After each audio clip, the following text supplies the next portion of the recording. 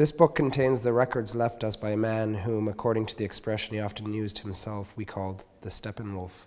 Whether this manuscript needs any introductory remarks may be open to question. I, however, feel the need of adding a few pages to those of the Steppenwolf, in which I try to record my recollections of him.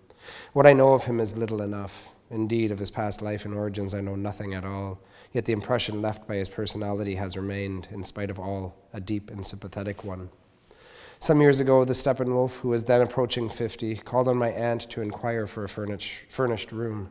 He took the attic room on the top floor and the bedroom next it, returned a day or two later with 2 trunks and a big case of books, and stayed 9 or 10 months with us.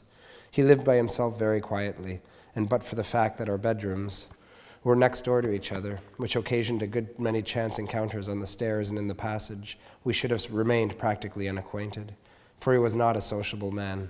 Indeed, he was unsociable to a degree I had never before experienced in anybody. He was, in fact, as he called himself, a real wolf of the steppes, a strange, wild, shy, very shy, being from another world than mine. How deep the loneliness in which his life had drifted on account of his disposition and destiny, and how unconsciously he accepted this loneliness as his destiny, I certainly did not know until I read the records he left behind him. Yet before that, from our occasional talks and encounters, I became gradually acquainted with him, and I found that the portrait in his records was in substantial agreement with the paler and less complete one that our personal acquaintance had given me.